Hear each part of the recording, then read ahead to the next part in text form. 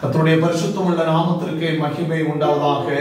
இயேசு கிறிஸ்துவின் ஈடு இணையற்ற நாமத்தினாலே இந்த ஆராதனை வேளையில் நான் உங்களை வாழ்த்துகிறேன். அருமையானவர்களே, கொஞ்ச நேரம் நாம் வாழ்ந்து வருகிறதான வாழ்க்கையின் ஓட்டங்களில் நாம் சந்திக்கிறதான சோதனையில் இருந்து தப்பித்துக் கொள்ளும்படியான வழியை, போக்கை என் தகப்பன் மாத்திரம் நீக்கி நம்மை பாதுகாத்து வழிநடத்த முடியும். அன்பு தகப்பனே, ஐயா, அந்த ஆராதனை வேளையை இங்கே பொருட்படுத்திக் கொள்ளுகிறாச்சா. சாத்தான் எப்படி விழுங்கலாம் என்று வகை தேடுகின்ற காலங்களில் நாங்கள் வாழ்ந்து வருகிறோம். கர்த்தர் சோதனையில் இருந்து தப்பித்துக் கொள்ள எங்களுக்கு வழிவகுத்தருள வேண்டும் என்று ஜெபிக்கிறோம். இயேசுவின் மூலம் பிதாவே, ஆமென். ஹல்லேலூயா, ஹல்லேலூயா, ஹல்லேலூயா. அன்பு தேவனுடைய பிள்ளைகளே, நீங்கள் வாழ்க்கை முடிந்தது என்று கருதுகிறீர்களா? சோதனை தான் என்னுடைய வாழ்வு, என்னுடைய வாழ்க்கையை மூடி போட்டது என்று கருதுகிறீர்களா? பயப்படாதீர்கள். பக்தன் எழுதின பாடல் இவ்விதமாக கூறுகிறது: முடிந்து போன வாழ்வு என்று நினைத்த போது வல்லமையாய் தாங்கினீர் என் தகப்பனே, வழுவாமல் காத்தீரே கரத்தாலே, காண வாஞ்சிக்கிறேன் என் மணவாளனை என்ற பாடலை பாடி நாம் யாவரும் சேர்ந்து கொஞ்ச நேரம் ஆண்டவரை ஆராதிக்க போகிறோம்.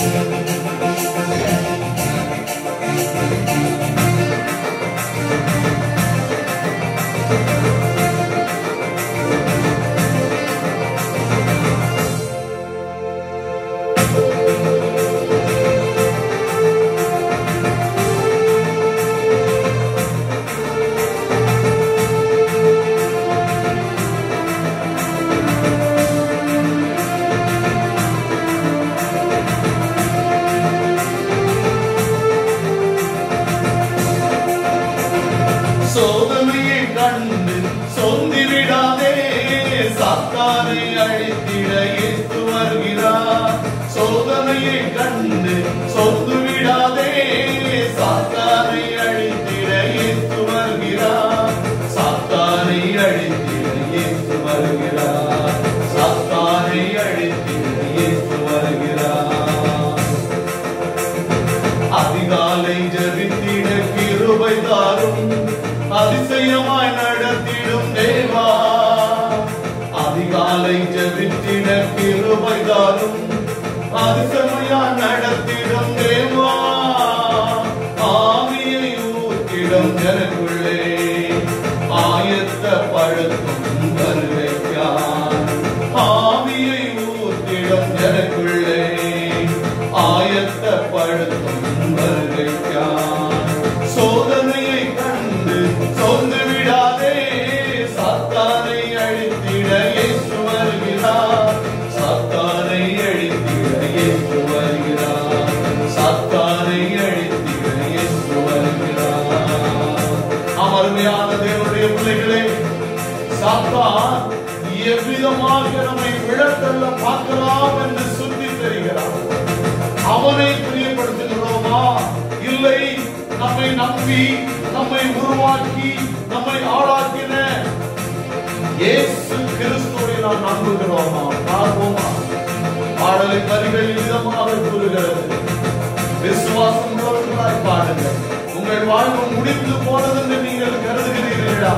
இதுதான் தொடக்கம் என்ற விசுவாசம் நமக்குள்ளே வேண்டும். அன்பு தேவனுடைய பிள்ளைகளே, முடிந்து போன வாழ்வு என்று நினைத்த போது வல்லமையாய் தாங்கினே தேவா.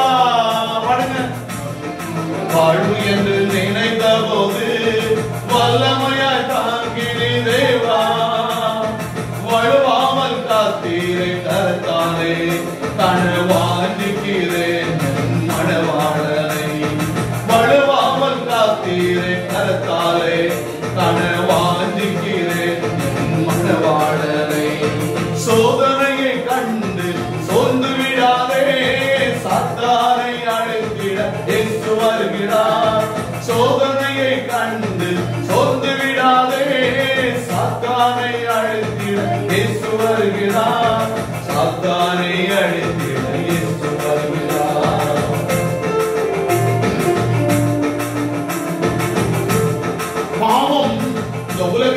பெருகி இருக்கிறது. அந்த பெருமூச்சோடு என் தகப்பன் சொல்லுகிறார், மகனே மகனே, நான் உன்னை பலப்படுத்தி உன்னை நான் ஆசீர்வதிக்க நான் சித்தம் கொள்ளுகிறேன். நீ என்னுடைய சித்தம் செய்வாயானால் இந்த உலகத்தை மீட்கும் வண்ணமாக இதோ சிலுவையில் பாடுகளை பெற்ற தேவன் இரு கரங்களை நீட்டி என்னையும் உங்களையும் அழைக்கிறார். பாடுவோமா? பாவம் பெருகிடும் புவிதனிலே பரமனுக்காய் எழும்புவோம் சீக்கிரமே. பாவம் பெருகிடும் புவிதனிலே பரமனுக்காய் எழும்புவோம் சீக்கிரமே. பரிசுத்தமே என் முற்றாய் மாறட்டுமே. தேவனை சந்திக்க கிருபை தாருமே. பரிசுத்தமே என் முற்றாய் மாறட்டுமே. தேவனை சந்திக்க கிருபை தாருமே. சோதனையை கண்டு சொந்து விடாதே, சாத்தானை அழித்திட இயேசு வருகிறார். சோதனையை கண்டு சொந்து விடாதே, சாத்தானை அழித்திட இயேசு வருகிறார். சாத்தானை அழித்திட இயேசு வருகிறார். சாத்தானை அழித்திட இயேசு வருகிறார். சாத்தானை அழித்திட இயேசு வருகிறார்.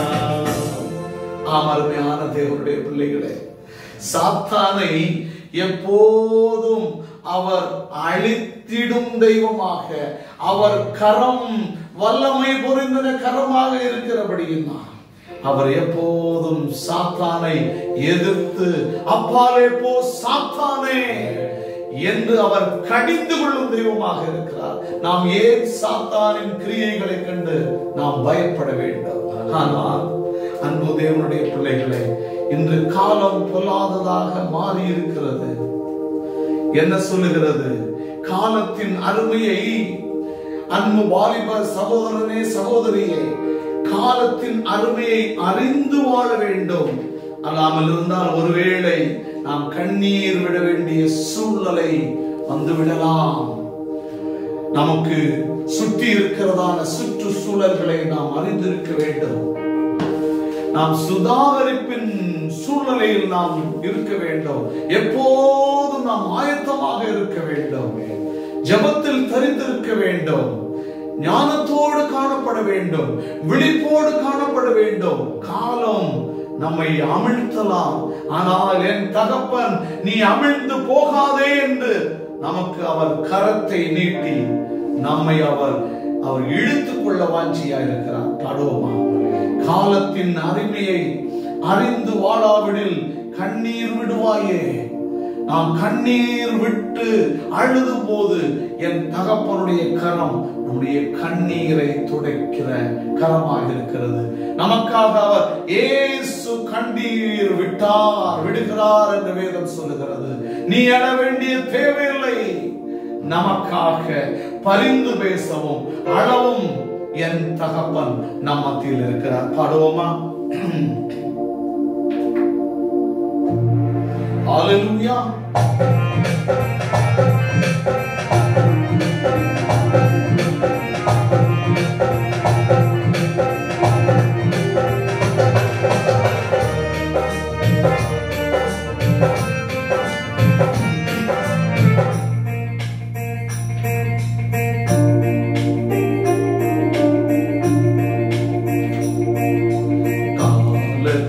அருமையை அறிந்து வாழாவிடு கண்ணீர் விடுவாயே.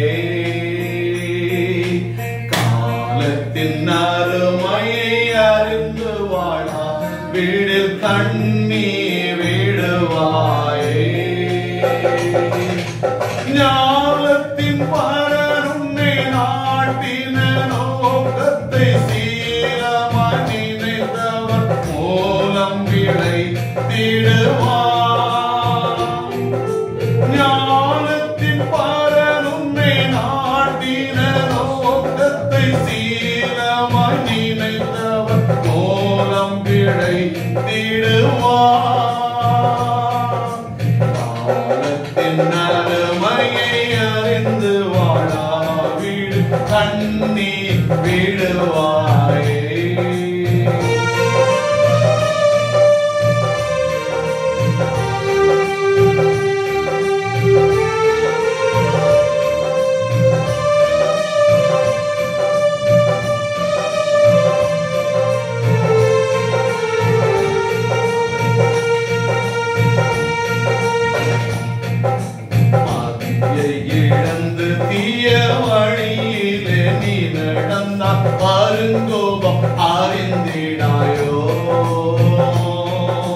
மதியை இழந்து தீய வழியில் நீ நடந்த பாருங்கோபம் மறிந்திடாயோ காதியம் ரட்சண்ய வாழ்வை கண்டு நீ மகிழ்ந்திட காலம் இதுவே நல்ல காலம் அன்றறியாயோ காதியம் ரட்சண்ய வாழ்வை கண்டு நீ மகிழ்ந்திட காலம் இதுவே நல்ல காலம் அன்றறியாயோ அருமையை அறிந்து வாழா வீடு கண்ணீ விடுவாயே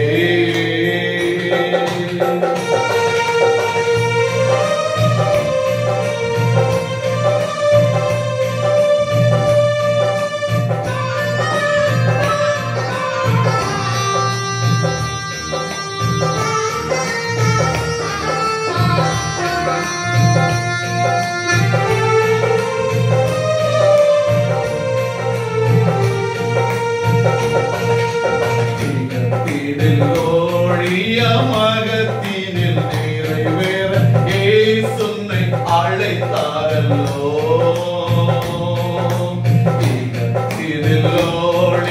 மகத்தியம் நிறைவேற இயேசுவை அழைத்தாரல்லோ மகத்துவ வேலையை மறந்து தூங்குவாயான பகற்காலம் மொழிந்த காலத்தில் என்ன செய்வார் மகத்துவ வேலையை மறந்து தூங்குவாயான பகற்காலம் முடிகின்ற காலத்தில் என்ன செய்வார் காலத்தின் அருமையை அறிந்து வாழா வீடு கண்ணீர் விடுவாயே காலத்தின் அருமையை அறிந்து வாழா வீடு கண்ணீர் விடுவாயே அருமையான தேவனுடைய பிள்ளைகளே ஆண்டவர் என்னையும் உங்களையும் எதற்காக அழைத்தார் என்ற அழைப்பை நாம் மறந்து போகக்கூடாது ஆராதனை வேளையை கவனிக்கிறதான தேவனுடைய பிள்ளைகளே உங்களுடைய அழைப்பு என்ன காலத்தின் அருமையை அறிந்து அவருடைய எண்ணங்களை உடைய அழைப்பு உனக்கு உண்டா உன்னுடைய அழைப்பு என்ன என்பதை இந்த இடத்தில் நிதானித்து பார்க்க யோசனைக்கு கொண்டு வர என் தகப்பன் அழைக்கிறார் அவருடைய அறுவடை பணியை மறந்து தூங்குகிறாயா இல்லை அறுவடை பணிக்கு எழுந்து கட்டுமோ வாருங்கள் என்று புறப்படுகிறோமா நிதானித்து பார்க்க அழைக்கப்படுகிறோம் காரணம் என் தகப்பன் என்னையும் உங்களையும் அவருடைய கிருபையினாலே அவர் தாங்கி வழிநடத்தி வருகிறார் யாரும் சொல்ல முடியாது நான் என்னுடைய திறமையிலே வாழ்ந்து வருகிறேன் என்று யாரும் சொல்ல முடியாது அவருடைய சுத்த கிருபை நம்மை தாங்குகிறது இதுதான் உண்மை எல்லாரும் பாடுவாங்க ஆண்டவரே உண்மைதான் தகப்பனே உம்முடைய கிருபைதான் என்னை நடத்தி கொண்டிருக்கிறது நீர் ஆருயிர் அன்பராய் எங்களுடைய நீர் ஆண்டவரை பயணம் செய்கிற தகப்பனாக நீர் இருக்கிறபடினா உம்மை நான் ஆராதிக்கிறேன் அச்சா உம்மை நான் ஆண்டவரை மகிமைப்படுத்தி ஒரு மகனாக ஒரு மனுஷியாக நான் காணப்படுவேன் என்னை இதோ ஒப்பு கொடுக்கிறேன் அச்சா நன்றி தகப்பனே ஆண்டவரை எனக்காக நீ ஜீவனை விட்டதை நான் ஒத்துக்கொள்கிறேன் உம்முடைய கிருபையினால் அப்பா என்னை நீ தாங்கி ஆதரிக்க வேண்டும் என்று விரும்புகிறேன் பாடுவோமா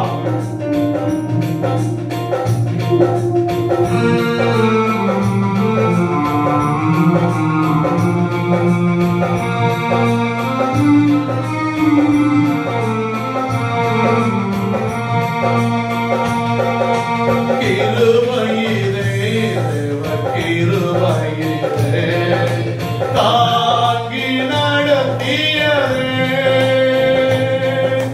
இயேசுவிலே பொன்னேசரிலே அகமகிழ்ந்தே நான் ஆனந்திப்பேன் இயேசுவிலே பொன்னேசரிலே அகமகிழ்ந்தே நாம் ஆனந்திப்போம்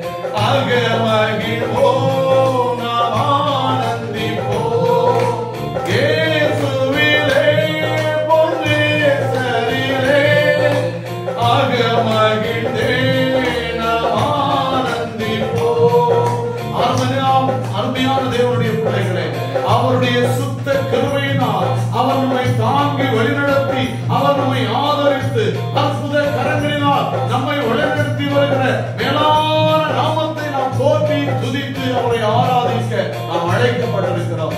ஆராதனை வேளையில் தகப்பன் உங்களை சந்தித்திருப்பார் என்று விசுவாசித்து நான் ஆண்டவரை துதிக்கிறேன். அவருடைய கிருபையினாலே நாம் என்றும் நேற்றும் இன்றும் மாறாதவராகிய அவருடைய அன்பின் கரம் நம்மோடு இருந்து அவருடைய சுத்த கிருபையினால் அவர் நம்மை வழிநடத்தி அவருடைய மார்போடு அணைத்து நம்மை பாதுகாத்து அவர் ஆசீர்வதிப்பாராக.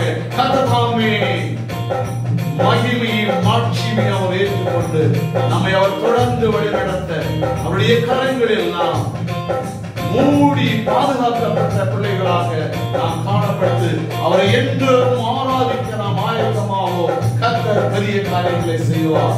ஆமென், ஆமென். ஹalleluya, hallelujah. Thank you, Master.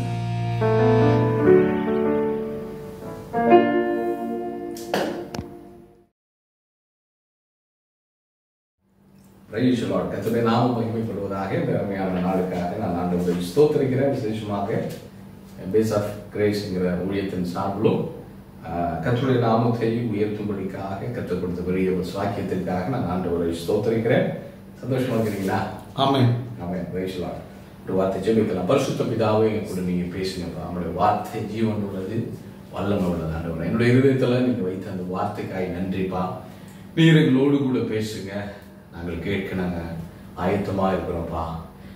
ஆண்டவராக பிரசங்கிக்கிறேன். என்னை பலப்படுத்துங்க, பரிசுத்தப்படுத்துங்க. உங்களுடைய சிலுவை நிழல்ல நீ மறைத்துக் கொள்ளுங்க. கேட்கிறவங்க ஆடியோவில் வீடியோவில் கர்த்தாவே இந்த இடத்துல இருந்து கேட்கிற ஒவ்வொருவரையும் கர்த்தர் பலப்படுத்தும்படி காட்சி இருக்கிறேன். இயேசுவின் நாமத்தில் பிதாவே, ஆமென். பாருங்க, இந்த வசனம் எப்படியாய் சொல்லுது. நீதிமொழிகள் 12வது அதிகாரம் 25வது வசனம். நீதிமொழிகள் 12வது அதிகாரம் 25. மனிதனுடைய இருதயத்தில் உள்ள கவலை அவனை ஒடுக்கும். இரண்டாவது, நல் வார்த்தையோ அதை மகிழ்ச்சியாக்கும். ஆமென். Praise the Lord. ஹல்லேலூயா. பாருங்க, இந்த வார்த்தையை நான் படிக்கும்போது இந்த இடத்துல கர்த்தருடைய வார்த்தையை கொடுக்க ஆண்டவரே நான் என்ன பேச வேண்டும் சொல்லி ஜெபித்த போது இந்த இருதயத்துல கர்த்தர் வைத்த வார்த்தை கவலை. சொல்லுங்க, கவலை. இன்னைக்கு அநேகர் பாருங்க, நம்ம வாழ்ந்து கொண்டிருக்கிற காலம் கடைசி காலத்துல நம்ம வாழ்ந்து கொண்டிருக்கிறோம். 2 தீமோத்தேயு 3:1 சொல்லுது, கடைசி நாட்களில் கொடிய காலங்கள் வரும் என்று அறிவாயாக சொல்லி கர்த்தருடைய வார்த்தை சொல்லுது. அப்போ அன்புக்குரிய கர்த்தருடைய பிள்ளைகளை, இந்த கடைசி நாட்களில் கொடிய காலங்கள், எங்க பார்த்தாலும் பிரச்சனை, எங்க பார்த்தாலும் போராட்டங்கள் நிறைந்து மனிதன் ஒவ்வொரு நிமிடங்களும் பலவிதமான கவலைகள்ல பலவிதமான பிரச்சனைகளில் அகப்பட்டு எதுக்கு ஒரு வாழ்க்கைன்னு சொல்லி ஏங்கி கொண்டிருக்கிறத நம்ம தினந்தோறும் நம்ம பார்த்து கொண்டிருக்கிறோம். கடந்த நாட்கள்ல கூட நாங்கள் ஒரு கேம்ப் ஊழியத்துல ஒரு சகோதரோடு கூட பேசிக் கொண்டிருந்தோம். அந்த சகோதரர் சொல்ற ஒரு காரியம், தமிழ்நாட்டை சார்ந்த ஒரு சகோதரர் தான். அவருடைய மகனுக்கு 12 வயசு ஆகுது. அந்த 12 வயசு ஆகி அந்த பிள்ளை என்ன செய்ய முடியல, பேச முடியல. பேசுறது மாத்திரம் இல்ல, தகப்பன்ட்டு இங்க இருந்து அவர் இங்க வீடியோல பேசும்போது அந்த பிள்ளை என்ன செய்ய மாட்டேங்குது, வீடியோ அந்த தகப்பனை பார்க்க மாட்டேங்குது. பாருன்னு சொல்லி பேரு கூட்டா கூட அந்த பிள்ளை என்ன செய்ய மாட்டேங்குது, கேட்குது. ஆனா அவனுக்கு கான்சன்ட்ரேஷன் இல்லை. அப்போ பல இடங்கள்ல வியாதினால பல இடங்களை கொண்டு போனாங்க, ஆனாலும் சுகப்படுத்த முடியல. ரொம்ப கவலையோடு அந்த தம்பி அந்த சகோதரரை பார்த்து, அவங்க வேலை செய்யறாங்க, சம்பாதிக்கிறாங்க, பட் வாழ்க்கையில இல்லை, சந்தோஷம் இல்லை, கவலை. பல மணி நேரம் உட்கார்ந்து பேசிட்டே இருந்தோம். இப்படிலாம் இருக்கிற சூழ்நிலை, என்ன பண்றதுன்னு தெரியல. அவங்க இயேசுவை அறியாதவங்க, ஆனா இப்ப விசுவாசத்துல வந்து வளர்ந்து கொண்டிருக்கிறாங்க. அப்போ அவருடைய இருதயத்துல பயங்கரமான ஒரு கவலை, என்னால தூங்க முடியல, என் வாழ்க்கையில ஏன் இப்படி என்று சொல்லி பல கேள்விகளோடு அந்த சகோதரர் இருந்ததை பார்த்தேன். நாங்க அவருக்காக ஆறுதல் சொன்னோம், அவருக்காக நாங்க ஜெபித்தோம். இது ஒருவர் அல்ல, இது இன்னைக்கு உலகமெங்கும் இப்படித்தான் அநேகர் இருக்கிறாங்க. பணம் இருக்குது, ஆனா என்ன இல்ல, இருதயத்துல என்ன இல்ல, ஒரு சந்தோஷம் இல்ல. பணம் சந்தோஷத்தை ஒருபோதும் தராது. ஒருவேளை பணம் தேவைக்கு அதை யூஸ் பண்ணலாம், பட் அந்த பணம் நிச்சயமாகவே சந்தோஷம் என்ன இல்ல. பணம் வந்து ஒரு தீர்வு அல்ல என்பதை நம்ம அறிந்து கொண்டு இந்த கடைசி நாட்களில் ஆண்டவர் ஒரு வார்த்தை உங்களோடு சொல்றாரு, மனுஷனுடைய இருதயத்தில் உள்ள கவலை அவனை என்ன செய்யுமா, ஒடுக்கிறோம். ஆவிக்குரிய வாழ்க்கையை ஒடுக்கி விட்டுரும். அது மாத்திரமல்ல, சரீரத்தை ஒடுக்கி பலவிதமான வியாதிகள் சரீரத்துல வரும். எதனால? கவலைனால.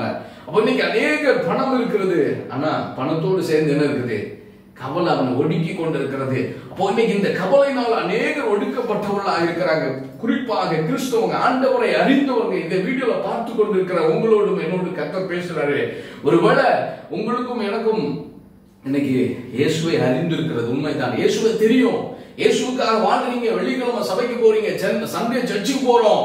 ஆனால் அது முடிந்த பிறகு சபையை விட்டு சர்ச்சை விட்டு வெளியே வந்த பிறகு ஒரு கவலை நம்ம கவ்வி பிடிக்கிறதா, எனக்கு வேலையில் என்ன ஆகும், எதிர்காலம் என்ன ஆகும், பிள்ளையோட எதிர்காலம் என்ன ஆகும், இப்படிப்பட்ட பலவிதமான காரியங்களை குறித்த ஒரு கவலை இன்னைக்கு அநேகருடைய வாழ்க்கை என்ன செய்து கொண்டிருக்கிறது, ஒடுக்கி அவங்க ஆவிக்கிற வாழ்க்கையில எழும்ப முடியாதபடிக்கு அவனை தாறுமாறாக்கி கொண்டிருக்கிறது. அதான் ஆண்டவர் சொல்றாரு, மனுஷனுடைய இருதயத்தில் உள்ள கவலை அவன் என்ன செய்வான், ஒடுக்கும். ஸ்பிரிச்சுவல் லைஃப் கூட ஒடுக்கிடுவான். அவனால ஜெபிக்க முடியாது. அவன் போய் உட்கார்ந்து ஜெபம் பண்ணுவான், அவனால என்ன செய்யாது, ஜெபம் வராது. ஏன்னா அவனை கவலை அழுத்தி கொண்டிருக்கிறது.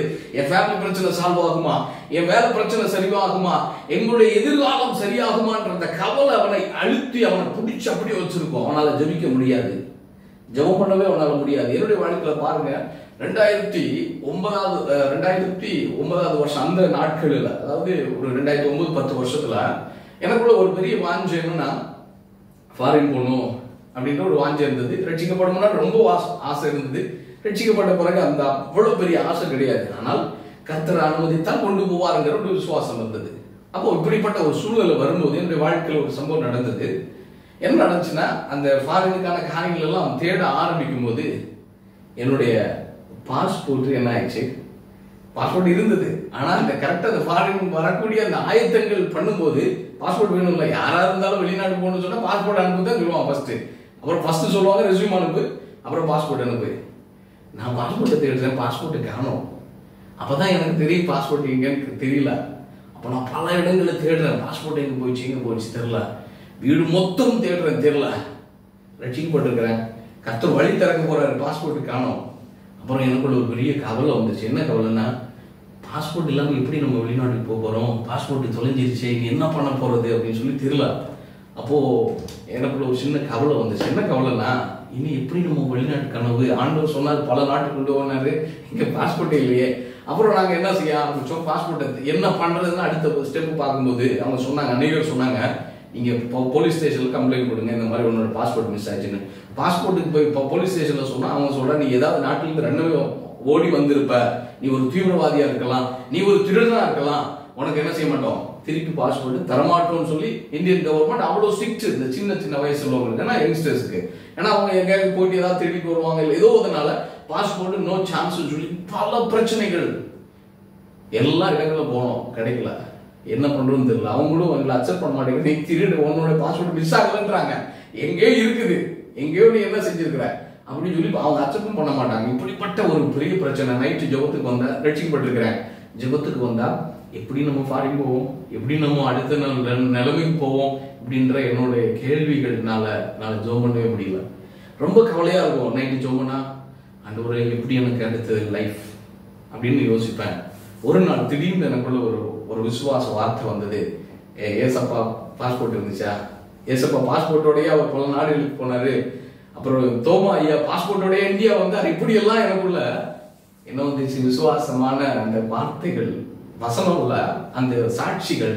ஆமா, தோமாவுக்கு சாட்சி என்ன இருந்துச்சு, இமிகிரேஷன் செக் பண்ணாரா, அவருக்கு பாஸ்போர்ட் இருந்துச்சா, இல்ல வந்தாருல்ல, உன்னையும் கர்த்தர் கொண்டு போவார்னு சொல்லி விசுவாசத்துல நான் அறிவிக்கிட்டு ஜெபம் பண்ண ஆரம்பிச்சேன். இந்த கவலையை மேற்கொண்டேன். ஒரு 6 மாசம் தாண்டி மிதந்து வந்த மாதிரி பாஸ்போர்ட் தேடி வந்துருச்சு. பிரைஸ் தி லார்ட், ஹல்லேலூயா.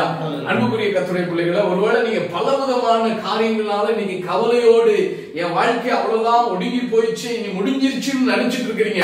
ஆனால் கர்த்தர் இன்னைக்கு உங்களை பார்த்து சொல்றாரு, என்ன சொல்றாரு தெரியுமா, ஒடுக்காமல் இருக்க வேண்டுமானால் உங்க வாழ்க்கையில, என் வாழ்க்கையில கவலை நம்மை ஒடுக்கி விடாதபடி இருக்கணும்னா ஒரே ஒரு காரியத்தை செய்தால் போதும். என்ன தெரியுமா, 25 தான் அடுத்த வார்த்தை சொல்லுது, நல் வார்த்தையோ, எல்லாம் சொல்லுங்களேன், நல் வார்த்தையோ அதை மகிழ்ச்சியாக்கோ. நல் வார்த்தை, நல்ல வார்த்தை. நல்ல வார்த்தை எதுங்க, தினகரில் வர்றதா, இல்ல தினத்தந்தியில வர்றதா, இல்ல எதுங்க நல்ல வார்த்தை? கர்த்தருடைய வசனம். தேவனுடைய வார்த்தை ஜீவன் உள்ளது, கர்த்தருடைய வார்த்தையில வல்லமை இருக்கிறது என்று சொல்லி கர்த்தருடைய வார்த்தை சொல்லுது. அப்போ அந்த வல்லமையான வார்த்தை, வல்லமையான அந்த ஜீவனுள்ள வார்த்தையை நீங்க படிக்க படிக்க என்ன உண்டாகும், ஒரு மகிழ்ச்சி தானாய் வரும். அப்பா அவருக்கு ஆண்டவர் செஞ்சிருக்கிறானா, தாவீது ஐயாவுக்கு கர்த்தர் செய்தார்னா எனக்கு செய்ய மாட்டாரா? சாலமோன் ஐயாவுக்கு செஞ்சார்னா எனக்கு செய்ய மாட்டாரா? ஆபிரகாமுக்கு செய்தால் எனக்கு செய்ய மாட்டாரா? பவுல் ஐயாவுக்கு செஞ்சா எனக்கு செய்ய மாட்டாரா? அப்படிப்பட்ட ஒரு விசுவாசம், நல்ல வார்த்தை நம்மளை என்ன செய்யும்? நம்மளை திடப்படுத்தி அந்த கவலையை மறக்க செய்யும் சொல்லி கர்த்தருடைய வார்த்தை சொல்றது. அப்போ நல் வார்த்தை மேல என்ன செய்யணுமா? நமக்கு ஒரு பற்றுதல் வரும்போது கர்த்தருடைய வார்த்தை மேல, அதுதான் நல்ல வார்த்தை என்று சொல்லப்பட்டிருக்கு. அப்போ நல்ல வார்த்தை மேல என்ன செய்யணுமா? என்ன செய்யணும்? நமக்கு ஒரு பற்றுதல் உண்டாக்க வேண்டும் என்று சொல்லி கர்த்தர் விரும்புகிறார். ஆண்டவருடைய வார்த்தை இப்படியா சொல்லுது பாருங்க. சங்கீதம் 19வது அதிகாரத்துல 7வது வசனம், கர்த்தருடைய வேதம் சொல்லுங்க, கர்த்தருடைய வேதம் குறைவற்றதும். கர்த்தருடைய வார்த்தைக்கு என்ன இல்ல, குறைவே கிடையாது. உலகத்துல இருக்கிற எல்லா புத்தகம், நம்ம பெரிய பெரிய புத்தகம் படிச்சுட்டு வந்தோம், நம்மலாம் படிச்சோம். பல எடிஷன் இருக்கும், பல ஆதர் எழுதுறது, பல எடிஷன்ல புக்குகள் வரும். ஆனால் வேதத்துக்கு மட்டும் பல எடிஷனே கிடையாது, ஒரே ஒரு வேதம் தான். ஹல்லேலூயா. ஏன்னா அதுக்கு ஒரு வெர்ஷனே கிடையாது. ஒருவேளை அந்த டிரான்ஸ்லேஷன் டிஃபரெண்ட் ஆகலாமே தவிர வார்த்தை ஒன்றே ஒன்றுதான். எந்த மொழியா இருந்தாலும் கர்த்தருடைய வார்த்தைக்கு என்ன இல்ல, குறைவில்லாதது. குறைவற்ற கர்த்தருடைய வார்த்தை ஆத்துமாவை உயிர்ப்பிக்கிறதா இருக்கும். என்ன செய்யுமா? ஆத்துமாவில உயிர்ப்பிக்கும். ஒரு மனுஷனுடைய வாழ்க்கையில கவலை வரும்போது அவனுடைய ஆத்துமா சாகும். அவனுடைய வாழ்க்கையில அந்த ஆத்துமா தூங்கிக் கொண்டே இருக்கும். என்ன வாழ்க்கை, எதுக்கு வாழ்ந்து, என்ன பண்ணி, இப்படியே பேசிக்கொண்டிருப்பாங்க. நம்ம பார்க்கிறோம், வேலையில போறோம், பார்க்கிறோம், பல இடங்களுக்கு போவோம். ஏன்னா அவனுடைய ஆத்துமா ஒடுக்கப்பட்டதாக இருக்கும்போது அவன் அப்படி பேசிட்டே இருப்பான், நெகட்டிவா பேசிட்டே இருப்பான். எதிர்காலத்தை குறித்த ஒரு நம்பிக்கையும் மற்றவனாய் வாழ்ந்து கொண்டிருப்பான். ஆனால் கர்த்தருடைய வார்த்தையை அவன் படிக்க படிக்க, நல்ல வார்த்தையை கேட்க கேட்க என்ன உண்டாகும் தெரியுமா? அவனுடைய ஆத்மாவில் ஒரு ஜீவன், ஆத்மாவில் ஒரு ஜீவன். ஆமென், ஹல்லேலூயா. அந்த ஜீவன் உண்டாகவும் ஆத்மாவை உயிர்ப்பிக்கிறதும் கர்த்தருடைய சாட்சி சத்தியமும் பேதையை ஞானியுமாய் மாற்றுகிறது. பேதை என்ன செய்யுமா? ஞானியாக்குகிறதுமாய் இருக்கிறது. ஹல்லேலூயா. கர்த்தருடைய வார்த்தை என்ன செய்யுமா? பேதைய ஞானியாக்கும். கரெக்ட் தானே? கடந்த நாள் ஒரு தம்பிட்டு பேசிட்டு சொல்றாங்க, அண்ணா எனக்கு ஞானமே இல்லைண்ணா அப்படின்னு சொல்லிட்டே இருந்தான். அன்னைக்கு சர்ச்சில் போயிட்டு கர்த்தருடைய வார்த்தை கேட்டோம். இந்த வசனம் அங்க படிக்கிறாங்க. வந்து சொல்றானா, வேத வசனத்துல எனக்கு ஞானம் இல்லைதான், பேதையா தான் நான் இருக்கிறேன். ஆனா எனக்கு ஒண்ணு மட்டும் தெரியும், கர்த்தருடைய வசனத்தை படிக்க படிக்க நான் எப்படியா மாறிட்டு இருப்பேன்? ஞானவானாய் மாறிட்டு இருப்பேன். ஒருவேளை இதை பார்த்து கொண்டிருக்கிற கர்த்தருடைய பிள்ளைகளை, ஒருவேளை படிக்கிற பிள்ளைங்களை, எனக்கு ஞானமே இல்லைங்க, நான் பேதையா இருக்கிறேன்னு நினைச்சிட்டீங்கன்னா, கர்த்தருடைய வசனத்துல நீங்க குறைவற்ற, கர்த்தருடைய வார்த்தை குறைவற்றது, ஆத்துமாவை உயிர்ப்பிக்கிறதா இருக்கிறது. இதுல மட்டும் நீங்க கரிசனை வைத்து பாருங்க. உங்க வாழ்க்கை, என் வாழ்க்கையில என்ன உண்டாகும் தெரியுமா? ஒரு பெரிய உயிர்ப்பு, ஒரு உயிர் உண்டாகும். அது மாத்திரமல்ல, ஒரு ஞானவானாய் கர்த்தர் மாற்றுவார், மகிழ்ச்சி உள்ளவனாய் கர்த்தர் மாற்றுவார். அன்புக்குரிய கர்த்தருடைய பிள்ளைகளை, அப்ப ஆண்டவர் என்ன சொல்றாரு? கவலைப்படாதன்னு சொல்றாரு. ஹல்லேலூயா. இன்னும் நிறைய கவலைகளை குறித்து இருக்குது. ஆனா நமக்கு டைம், அவ்வளவு டைம் இல்லாதனால அதை முடிக்க விரும்புற கடைசியான ஒரே ஒரு கவலை. ஆண்டவர் சொல்றாரு, நீ கவலை, உலகத்துக்கான கவலைப்படாத, உன் ஜீவனுக்காக கவலைப்படாதன்னு சொல்லி மத்தேயு 6ல சொல்லப்பட்டிருக்கிறது உண்மைதான். ஆனா ஒரு காரியத்துக்காக கர்த்தர் கவலைப்பட சொல்றாரு. ஹல்லேலூயா. அதை குறித்து நம்ம பார்த்துட்டு நம்ம முடிக்க போகிறோம். பாருங்க, எதுக்காக நம்ம கவலைப்படணுமா? 1 கொரிந்தியர் 7வது அதிகாரத்துல 32வது வசனம் ஒரு காரியத்தை கர்த்தர் சொல்றாரு. 1 கொரிந்தியர் 7வது அதிகாரத்துல 32வது வசனம், நீங்கள் கவலையற்றவர்களாய் இருக்க விரும்புகிறேன். விவாகம் இல்லாதவன் கர்த்தருக்கு எப்படி பிரியமா இருக்கலாம் என்று கர்த்தருக்குரியவைகளுக்காக கவலைப்படுகிறான். இது குடும்ப காரியத்தை குறித்தா இருந்தாலும் அதை மட்டும் நான் அதை பேசாம இன்னொரு வியூல நம்ம பேசும்போது இங்க என்ன ஆண்டவர் சொல்றாருன்னா, கர்த்தருக்குரியவைகளுக்காக கவலைப்படணும். ஆண்டவர் தான் சொன்னாருப்பா, கவலைப்படாத, கவலைப்பட்டா நீ ஒடுக்கப்பட்டு போவார், ஆவிக்குரிய வாழ்க்கை ஒடுங்கி போய்விடும் ஆண்டவர் சொன்னாரு. அதே ஆண்டவர் தான் சொல்றாரு. என்ன சொல்றாரு? பவுலையா மூலமாய் கொரிந்து சபைக்கு எழுதி கொடுக்கிறார்ப்பா, நீ ஒரு காரியத்துக்காக கவலைப்படு. எதற்காக? கர்த்தருக்குரிய காரியங்களுக்காக கவலைப்படுப்பா. இந்த பெஹ்ரைன் தேசத்துல இருக்கிறோம், 17 லட்சம் ஆத்மாக்கள் இருக்கிறாங்க. உங்களை ஒருத்தனுக்கு நான் சுவிசேஷம் சொல்றதுனால என்னால முடியாதா? ஆண்டவர் ஒருத்தனை என்னால இயேசுக்காக நடத்த முடியலையே, ஒருத்தனுடைய வேதனை என்னால மாற்றுறதுக்கு நான் அவனுக்காக ஜெபிக்க என்னால முடியலையே, ஒருத்தனுக்கு சுவிசேஷம் சொல்வதற்கு என்னால முடியலையே, ஆண்டவரே எனக்கு கிருபை தாங்கப்பா, ஒருவன் நான் கிறிஸ்துவுக்குள்ள நடத்த என்னால முடியாதான்ற ஒரு கவலை நமக்குள்ள என்ன உண்டாகணுமா? கர்த்தருக்குரிய காரியங்களை கவலைப்பட இந்த கவலை நம்மளை விட்டு மாறிக்கொண்டே இருக்கும். ஹல்லேலூயா. ஆனா இன்னைக்கு சபைகள் ஆகட்டும், இதுல ஒருவேளை நீங்க வீடியோல சபையில பார்க்கலாம், ஊழியக்காரங்க பார்க்கலாம், யாரு பார்த்தாலும் ஒரு காரியத்தை அறிந்து கொள்ளுங்க. எந்த ஒரு மனிதன் கர்த்தருக்குரிய காரியங்களை குறித்த ஒரு கவலையில முன்னுக்கு கடந்து செல்கிறானோ அவனுக்கு இந்த உலக கவலைகள் மாறிக்கொண்டே இருக்கும். அவனுடைய வாழ்க்கையை குறித்த கவலை மாறிக்கொண்டே இருக்கு. அவன் வேலையில இருக்கிற கவலை மாறும், குடும்பத்துல இருக்கிற கவலை மாறும். ஆனால் ஒரு கவலை நீங்க பெற்றுக்கொள்ளலன்னா இந்த கவலை உங்களை இங்கிட்டு இழுக்கும். இந்த உலகத்துக்குரிய கவலைகளுக்காக இழுக்கும். நீங்க எவ்வளவு கவலைப்படுறீங்களோ, ஆண்டவரே நான் ஏதாவது செய்யணும்ப்பா, நான் பாட்டு எழுதணும், அதை அநேகர் பார்க்கணும்ப்பா, அநேகர் கிறிஸ்துவ அறியணும், உமக்காக நீங்க எனக்கு தந்திருக்கிறீங்க, வாய்ப்புகள் எத்தனையோ தந்திருக்கிறீங்கப்பா, நீங்க எனக்கு எத்தனையோ தாளந்துகளை தந்திருக்கிறீங்க, இதெல்லாம் கர்த்தருக்காக நான் பயன்படுத்தணும்ப்பா. இப்ப நான் பேசிட்டு இருக்கிறேன், இந்த மெசேஜை கேட்டு அநேகருக்கு ஆண்டவர் ஆறுதல் உள்ளதா மாறணும், அநேகருடைய கவலை மாறணும். அப்போ ஏதோ ஒரு விதத்துல கர்த்தருடைய ராஜ்யத்துக்காக நம்ம என்ன செய்யணும்? கவலைப்பட்டு கொண்டே இருக்கணும். கர்த்தருடைய ராஜ்யத்துக்காக நம்ம தேசிய பிரேக் நடத்துறோம். ஆண்டவரை நிறைய பேர் இயேசு அறியணும், வியாதிசுகள் சுகமாகணும், ஆண்டவர் அவர்கள் இயேசுவை அறிந்து கொள்ளணும். இதெல்லாம் கர்த்தருக்குரிய காரியங்களை குறித்து ஒரு கவலை. இந்த கவலை பெருகட்டும், இந்த கவலை தானாய் போய்விடும். ஹல்லேலூயா. கண்களை முடிச்சு வைக்கலாம். பரிசுத்த பிதாவே, நீர் எங்களோடு பேசின எல்லா வார்த்தைக்காய் நன்றிப்பா. ஆண்டவரே, கவலை குறித்து நீங்க சொன்னீங்கப்பா. ஆண்டவரே, உலகத்துக்குரிய காரியங்கள் இன்னைக்கு அநேகர் கவலைப்பட்டு இருக்கிறோம் இந்த கடைசி நாட்கள்லப்பா. அதனால நாங்கள் ஒடுக்கப்பட்டவர்களாய், ஆவிக்குரிய வாழ்க்கையில ஒடுங்கினவர்களாய் மாறிக்கொண்டிருக்கிறோம். வேண்டாப்பா, நாங்கள் இன்றிலிருந்து கர்த்தருடைய காரியங்களை கவலைப்படுகிறவர்களாய் எங்களை மாற்றுவதாக. நீங்க சொன்னீங்களா ஆண்டவர், கர்த்தருடைய காரியத்துல நீ கவலைப்படுவாயானால் இந்த உலக கவலைகள் எல்லாம் உன்னை விட்டு மறைந்து போகும், பிரச்சனைகள் மறைந்து போகும், வேலையில இருக்கிற கவலை மறையும், குடும்பத்தில் இருக்கிற கவலை மறையும். ஆனா கர்த்தருடைய ராஜ்யத்தை குறித்த ஒரு கவலை இல்லைன்னா இந்த கவலை எல்லாம் கவ்விக்கொள்ளும்னு நீங்க எங்களோட பேசுனீங்க. அதற்காக நன்றி. இதை பார்க்கிறவர்கள் ஆண்டவரே 30, 60, 100 மடங்கு கை கொடுக்கட்டும். பிரயோஜனமான ஊழியக்காரனாகிய நான் கடமை மாத்திரம் செய்திருக்கிறேன். துதிக்கான மகிமை நீங்க மாத்திரம் எடுத்துக் கொள்ளுங்க. இயேசுவின் நாமத்தில் பிதாவே, ஆமென். ஹல்லேலூயா.